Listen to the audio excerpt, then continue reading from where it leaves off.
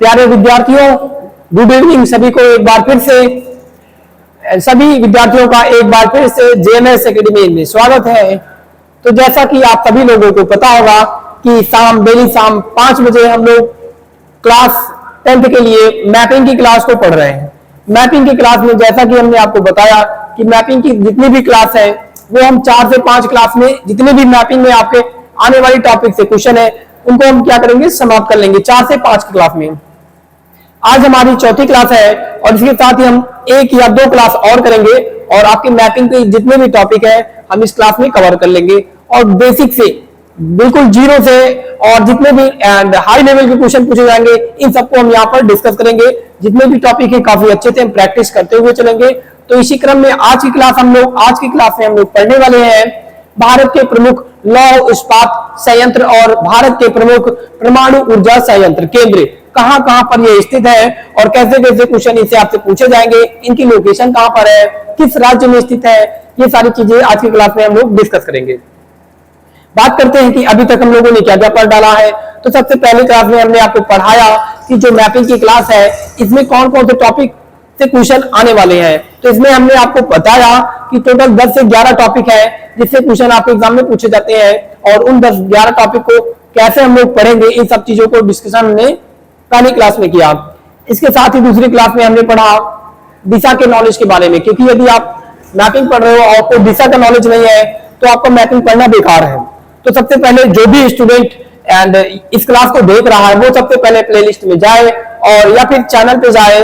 अभी आपको playlist channel पे नहीं मिलेगी क्योंकि हमारे पास स्टाफ की कमी है और जल्द ही आपको सारे क्लासेस के पीडीएफ या सारे क्लासेस के प्लेलिस्ट आपको चैनल पे मिल जाएगी। तो आप लोग चैनल के जो वीडियो सेक्शंस होते हैं जहां पर वीडियो अपलोड होता है वहां पर आप स्क्रॉल जब करोगे तो नीचे दबाओगे तो आपको मैपिंग की पहली क्लास मिल जाएगी जहां पर बताया गया आपको बताया गया भारत का मानचित्र या फिर पहली जो क्लास है उसमें हमने बताया था दिशा का ज्ञान, भारत का मानचित्र आपका दूसरा टॉपिक था। इसी के साथ हम आगे बढ़ते चले गए और भारत के राज्य तथा उनकी राजधानी को डिस्कस किया। और उसी के साथ हमने जो तीसरी क्लास में हमने आपको पढ़ाया कि भारत के जो प्रमुख राज्य है, प्रमुख जो कृषि उत्पाद खाद्य उत्पादन करने वाले राज्य है जिसमें आपको गेहूं, चावल, चाय, कॉफी इन सारी चीजों को मतलब जितनी भी प्रमुख फसलें आपकी होती हैं इन सबको हमने क्या किया तीसरी क्लास में डिस्कशन किया, जो कि अभी आप चैनल पे अपलोड नहीं है और जल्द ही वो हम लोग उसे अपलोड करेंगे। और ये आज आपकी है चौथी क्लास जिसमें हम लोग डिस्कशन करेंगे डिस्कशन करेंगे किसके बारे में, जिसमें हम लोग डिस्कशन करेंगे अपने एंड नेक्स्ट टॉपिक की ओर। और हमारा जो नेक्स्ट टॉपिक है, हमारा जो अगला टॉपिक है, नेक्स्ट जो हमारा टॉपिक है वो है भारत के प्रमुख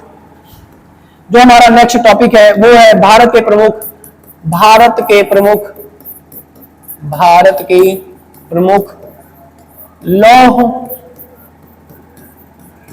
एवं इस्पात संयंत्र जो भी आपके मेटल लौह एवं इस्पात संयंत्र और इसके साथ ही आपको बताया जाएगा कि भारत में जो प्रमुख लौह इस्पात संयंत्र है वो भारत के किन राज्यों में स्थित है, ये आपको बताया जाएगा। और इन्हें कब स्थापित किया गया तथा इनकी स्थापना किस देश की सहायता से किया गया ये भी आपको बताया जाएगा। काफी डिटेल से हम लोग क्या करेंगे पढ़ेंगे और लेकिन इतना डिटेल आपके एग्जाम में पूछा नहीं जाएगा। आपका नाम पूछा जाएगा जैसे भिलाई, जैसे राउरकेला है, ठीक है, जैसे क्या है राउरकेला लौह इस्पात जो संयंत्र है। देखो यहाँ पर कुछ जो स्टूडेंट है इनको ये नहीं समझ में आ रहा कि लौह इस्पात इन दोनों में अंतर क्या होता है। तो देखो जो राउरकेला है ये तो नाम है, ये तो फैक्ट्री का नाम है, लेकिन यहाँ पर लौह का मतलब होता है यहाँ पर लोहे से संबंधित चीजें उत्पादित की जाती है। इस्पात का मतलब लोहे के अलावा स्टील, ठीक है, लोहे के अलावा स्टील या फिर जो मिक्स जो अलॉय धातुएं होती हैं इनका भी उत्पादन इसी फैक्ट्री में किया जाता है, ठीक है। तो यहाँ पर जो भी विद्यार्थी को ये नहीं समझ में आ रहा होगा कि लौह तो चलो ठीक है ये मुझे समझ में आ रहा है, लोहे को लौह बोला जाता है, लेकिन यहाँ इस्पात में जितने भी आपके मेटल अलॉय या मिश्र धातुएं होती है इन सबका भी उत्पादन इन्हीं सब फैक्ट्रियों में किया जाता है, ठीक है। तो ये भारत के प्रमुख जो इस्पात संयंत्र है ये वहां पर स्थित है, इनका प्लेस आपको बताया जाएगा। और आपकी जो मैपिंग की क्लास है आपके पेपर में जो पूछा जाता है वो आपके लोकेशन ही पूछी जाती है। आपसे क्या पूछा जाता है? लोकेशन पूछी जाती है। मतलब आपका भारत में पूछा जाता है कि ये भारत के किस राज्य में स्थित है, ठीक है। और ज्यादा से ज्यादा पूछेगा तो ये पूछेगा कि इसमें किन चीजों का निर्माण किया जाता है, या फिर इसे किस देश की सहायता से स्थापित किया गया था, टाइम पूछ सकता है। तो इन सबको डिस्कस करते हुए हम लोग आगे बढ़ेंगे। और दूसरा हमारा जो टॉपिक हो जाएगा, इसे पढ़ने के बाद हम पढ़ेंगे एक बहुत ही महत्वपूर्ण टॉपिक, भारत के परमाणु ऊर्जा संयंत्र। परमाणु ऊर्जा संयंत्र को हम लोग पढ़ेंगे। भारत में कितने परमाणु ऊर्जा संयंत्र है, ठीक है, जो कार्यरत है, जो क्या है, कार्यरत है, मतलब काम कर रहे हैं, कार्यरत है, ठीक है। इन सबको पढ़ेंगे, जिसमें आपको पढ़ना पड़ेगा 7 प्रमुख परमाणु ऊर्जा संयंत्रों के बारे में, जिनकी लोकेशन आपको बताया जाएगा। तो आज की क्लास को हम लोग स्टार्ट करेंगे और अपने एक एक टॉपिक को पढ़ेंगे। ये 2 टॉपिक को हम लोग आज समाप्त करेंगे और आपको बेसिक से डिटेल से बताया जाएगा कि भारत की जितने भी राज्य हैं इनका जो स्थान है वो कहां पर है। आपको प्रैक्टिस भी कराया जाएगा। चलिए तो आज की क्लास को स्टार्ट करते हैं और देखते हैं अपने पहले थोड़ा सा देखते हैं अपने पहले टॉपिक के बारे में। तो देखो बात करते हैं भारत की बात करते हैं। तो देखो जो भारत है 2019 में विश्व का दूसरा लौह इस्पात, बात करते हैं भारत की। तो देखो 2019 में भारत विश्व का दूसरा लौह उत्पादक, ठीक है, या बोलते हैं लौह एवं इस्पात उत्पादक देश बन गया। लौह एवं इस्पात उत्पादक देश बन गया। किसको पीछे छोड़ दिया? तो देखो जापान को पीछे छोड़ दिया। किसे पीछे छोड़ दिया? जापान को पीछे छोड़कर भारत विश्व का दूसरा लौह एवं इस्पात उत्पादक देश बन गया, ठीक है। और भारत क्या कर रहा है? भारत अन्य देशों की तुलना में भारत भी अपने देश में क्या कर रहा है? बहुत अधिक प्लांट को स्थापित कर रहा है, जिसके कारण भारत की दिन प्रतिदिन क्या हो रही है? लौह एवं इस्पात उत्पादक में वृद्धि हो रही है। पहले स्थान पे बात करते हैं तो पहले पे आपको पता है चाइना रहता है हमेशा, हर एक चीजों में चाइना हमेशा आगे रहता है, ठीक है। और दूसरे नंबर पे अपना भारत आ चुका है। देखो भारत जब आपकी पंचवर्षीय योजना चल रही थी, बात करते जब हमारा देश आजाद हुआ था 1947 में, जब हमारा देश आजाद होता है तब भारत के पास इतने पैसे नहीं थे कि इतने बड़े बड़े प्लांट लगाया, ठीक है। इतने बड़े बड़े प्लांट भारत क्या करे लगाए। भारत क्या था? भारत एक 1947 के टाइम जब भारत क्या हुआ था? आजाद होता है, तब भारत क्या था? भारत ज्यादा धनी नहीं था। भारत के पास इतने पैसे नहीं थे कि वो एक प्लांट स्थापित करने में सारे पैसे लगाए और बाकी चीजों में पैसे न लगाए, इतने पैसे नहीं थे। इसलिए भारत ने क्या किया? इसलिए भारत ने अन्य देशों की सहायता लिया।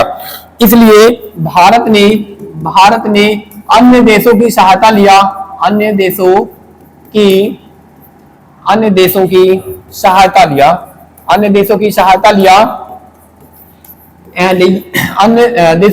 लिया क्या करने के लिए? इन प्लांट को स्थापित करने के लिए, ठीक है। ये जो लौह इस्पात संयंत्र है इन्हें स्थापित करने के लिए भारत ने अन्य देशों की सहायता लिया। बात करते हैं कौन से देश की सहायता लिया? तो भारत ने उस समय देखो 1991 के पहले रूस को हम लोग USSR बोलते थे। क्या बोलते थे? USSR बोलते थे। तो भारत ने USSR की सहायता लिया। और बात करते हैं तो भारत ने यूके की भी सहायता लिया।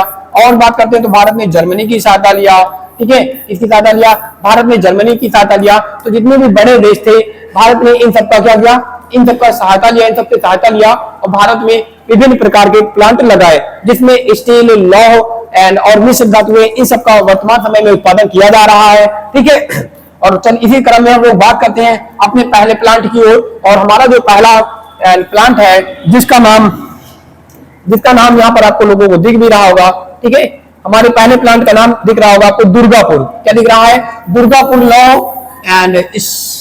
लौह संयंत्र। और यहाँ पर आपको दिख भी रहा होगा, यहाँ पर दिख रहा है पश्चिम बंगाल। तो देखो ये जो दुर्गापुर लौह इस्पात संयंत्र है, लौह इस्पात संयंत्र है, ये किस देश की सहायता से लगाया गया है? ये देश किस देश की सहायता से लगाया गया है? तो देखो इसे बोला जाता है यूके या फिर ब्रिटेन। क्या बोला जाता है? ब्रिटेन बोला जाता है। तो ये जो प्लांट है कहां पर है? ब्रिटेन की सहायता से 1950 के टाइम में पश्चिम बंगाल में लगाया गया। कहां पर लगाया गया? पश्चिम बंगाल में लगाया गया। और ठीक है, और आपको इस देश का नाम याद करना, यूनाइटेड किंगडम की सहायता से लगाया गया है। और राज्य का नाम याद रखना है, राज्य का नाम है वेस्ट बंगाल। ठीक है, क्या नाम है?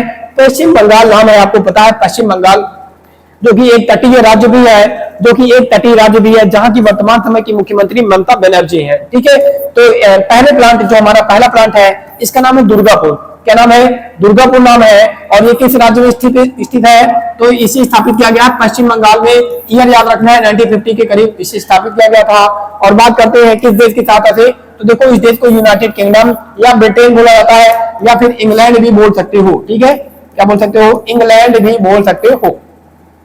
इसी के साथ हम आगे बढ़ते हैं और बढ़ते हैं। देखो ये है दुर्गापुर प्लांट आपका। ठीक है, जो थोड़ा सा ब्लर आपको दिख रहा होगा, इसके लिए माफी चाहते हैं। ठीक है, ये भी आपका दुर्गापुर ही प्लांट है। और इसी के साथ हम थोड़ा सा आगे बढ़ेंगे और बढ़ते हैं अपने अगले प्लांट की ओर। और ये हमारा दूसरा प्लांट है। ठीक है, इस प्लांट का नाम है, क्या नाम है? सलेम स्टील एंड प्लांट नाम है, सलेम स्टील प्लांट नाम है। और ये किसी देश की सहायता से नहीं लगाया गया। ठीक है, बात करते हैं इसकी लोकेशन की। तो देखो ये हमारे भारत का सबसे दक्षिणतम जो राज्य है तमिलनाडु, ये यहाँ पर स्थापित किया गया है। और ये किसके लिए काम करता है? ये हमारी जो steel authority India limited company है, ये इसके लिए क्या करता है? स्टील और मिश्र धातुएं बनाने का कार्य करता है। ठीक है, इसका नाम है सेलम स्टील प्लांट नाम है। ठीक है, जो कि स्टील अथॉरिटी इंडिया के अंतर्गत ही काम करता है, उत्पादन करता है। ठीक है, यह भारत के तमिलनाडु में स्थित है। ठीक है, तमिलनाडु का एक सेलम जिला ही है, इसका जो नाम है इसी का नाम का एक जिला भी है, यहीं पर यही स्थापित किया गया है। ठीक है, और आपको नाम याद रखना है, क्या नाम है? सेलम स्टील प्लांट नाम है, स्टील अथॉरिटी इंडिया लिमिटेड के अंतर्गत काम करता है। और बात करते हैं सेलम डिस्ट्रिक्ट में स्थित है। इसकी स्थापना 1981 के करीब किया गया था।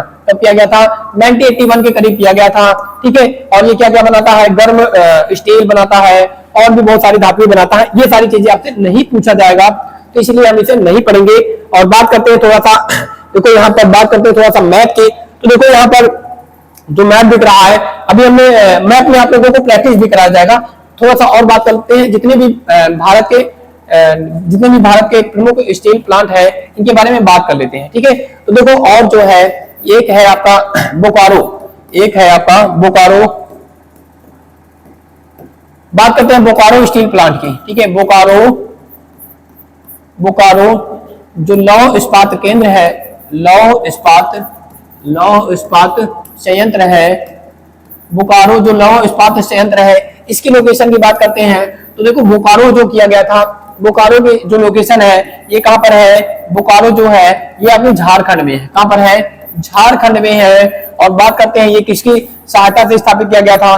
तो देखो ये यूएसएसआर, जिसे हम लोग क्या बोलते हैं? सोवियत संघ भी बोलते हैं। क्या बोलते हैं? सोवियत संघ भी बोलते हैं। ये इसकी सहायता से लगाया गया प्लांट था। ठीक है, कहां पर स्थित है? तो ये झारखंड में स्थित है। इसी के साथ हम क्या करेंगे? इसी के साथ थोड़ा सा आगे बढ़ेंगे और देखेंगे थोड़ा सा और आगे। तो देखो हमारे जो अगला प्लांट है, इसे बोला जाता है राउरकेला लौह इस्पात संयंत्र, राउरकेला लौह इस्पात संयंत्र। और बात करते हैं लौह इस्पात संयंत्र, इसकी बात करते हैं। तो देखो ये जो प्लांट है ये लगाया गया उड़ीसा में। इसकी लोकेशन की बात करते हैं तो ये हमारे उड़ीसा राज्य में स्थित है। कहां पर है? उड़ीसा में राज्य में स्थित है, जिसकी कैपिटल हमने आपको पढ़ाया था भुवनेश्वर। क्या पढ़ाया था? भुवनेश्वर। यहाँ पर हम आपको कैपिटल भी रिवीजन कराते चलेंगे। ठीक है, क्या कराते चलेंगे? कैपिटल भी रिवीजन कराते चलेंगे। तो ये बात करते हैं ये किस देश की सहायता से लगाया गया? तो ये लगाया गया जर्मनी देश की सहायता से। किस देश की सहायता से? जर्मनी देश की सहायता से ये लगाया गया। और हमारा जो नेक्स्ट प्लांट है वो हो गया राउरकेला, हो गया बोकारो, हो गया। और जो हमारे टाटा जी के द्वारा, ठीक है, जमशेद टाटा जी के द्वारा स्थापित किया गया था, जिसका नाम क्या है? जिसका नाम टिस्को है। ठीक है, क्या नाम है? इसका नाम टिस्को है, Tata iron steel company, TISCO जिसका नाम है टिस्को। और ये कहां पर है? टिस्को जो है ये 1907 के करीब स्थापित किया गया था। और बात करते हैं किसके द्वारा स्थापित किया गया था? तो देखो इसके स्थापना जो किया गया था ये जमशेद टाटा जी के द्वारा, जमशेद जमशेद टाटा जी के द्वारा इसे स्थापित किया गया था। और बात करते हैं इसकी लोकेशन की, तो देखो इसकी लोकेशन की बात करते हैं तो ये भी झारखंड में ही है। कहां पर है? ये भी झारखंड में ही है। और झारखंड की राजधानी आपको कमेंट सेक्शन में बताना है क्या है झारखंड की राजधानी? रांची। ठीक है, देखो अगर बात करते हैं स्पेशल जगह की, तो इनके नाम पर जमशेदपुर नाम का एक यहाँ पर गांव ही बना दिया गया है। जमशेदपुर नाम का यहाँ पर एक गांव ही बना दिया गया है, इन्हीं के नाम पर ये गांव पड़ा है। और इसी गांव में ये कंपनी स्थित है, जिसका मतलब होता है टाटा आयरन स्टील कंपनी। क्या नाम है इसका? टाटा आयरन स्टील कंपनी इसका नाम है। टाटा आयरन स्टील कंपनी इसका नाम है। और मेरे हिसाब से जितने भी हमारे भारत के प्रमुख लौह संयंत्र केंद्र थे, इनको हमने देखा और सारे को हमने देखा। ठीक है, सारे को हमने देखा। और इस तरीके से हमारा जो ये टॉपिक होता है, ये क्या होता है? समाप्त होता है। इस तरीके से हमारा जो ये टॉपिक है ये समाप्त होता है। देखो इसमें मैंने आपको कौन कौन से पढ़ाया? इसमें मैंने आपको पढ़ाया भारत के प्रमुख लौह जो इस्पात संयंत्र है। इसमें कौन कौन से संयंत्र के बारे में पढ़ाया मैंने? पहला आप लोगों को पढ़ाया गया। हाँ, चलिए देखते हैं। पहला जो आपको पढ़ाया गया वो दुर्गापुर पढ़ाया गया। और दुर्गापुर के बारे में ये बताया गया कि दुर्गापुर जो स्थापित किया गया वो पश्चिम बंगाल में स्थापित किया गया। और ये किसकी सहायता से स्थापित किया गया? यूके की सहायता से। और इसी के साथ हमने इसका फोटो देखा और आगे बढ़ गया। आगे बढ़ने के साथ फिर हमने देखा जो आपका सलेम स्टील प्लांट है, इसे हमने देखा। और इससे हमने बताया आपको सलेम नामक डिस्ट्रिक्ट में है। और ये कहां पर पड़ता है? ये आपका तमिलनाडु में पड़ता है। ठीक है, कहां पर पड़ता है? तमिलनाडु में पड़ता है। और ये हमारे सेल अथॉरिटी इंडिया लिमिटेड के द्वारा कार्यकर्ता के अंतर्गत काम करता है। इसकी स्थापना 1981 के करीब किया गया था। और इसके साथ हमने देखा थोड़ा सा मैप इंडिया का और आगे बढ़ गया। आगे बढ़ने के साथ देखे एंड हमारा नेक्स्ट टॉपिक आ गया। ठीक है, आगे बढ़ने के साथ हमारा नेक्स्ट टॉपिक आ गया। लेकिन आप लोगों को क्या करना है? नेक्स्ट क्लास में क्या करेंगे? आप लोगों को एक मैप देंगे। ठीक है, क्या देंगे? भारत का एक मैप दिया जाएगा, जिसमें आपको भारत के जितने भी भारत के स्टील प्लांट है या जो भी चीजें हैं, आपको क्या करना पड़ेगा? आपको इसमें बताना पड़ेगा या फिर प्रैक्टिस करना पड़ेगा। ठीक है, क्या करना पड़ेगा? इसमें प्रैक्टिस करना पड़ेगा। देखो यहाँ एंड ये भारत का कुछ मैप है। ठीक है, ये भारत का आपका मैप है।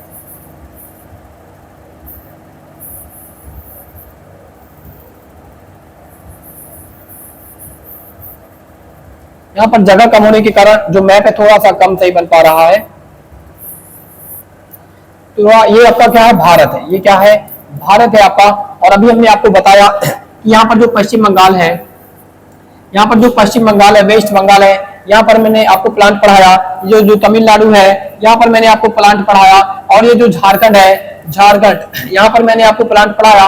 और कौन से जगह पर मैंने पढ़ाया आप लोगों को? उड़ीसा। ठीक है, एक राज्य है उड़ीसा, यहाँ पर मैंने पढ़ाया। उड़ीसा में कौन कौन से हैं? तो देखो जो आपका राउरकेला है, राउरकेला जो है ये कहाँ पर है? उड़ीसा में है।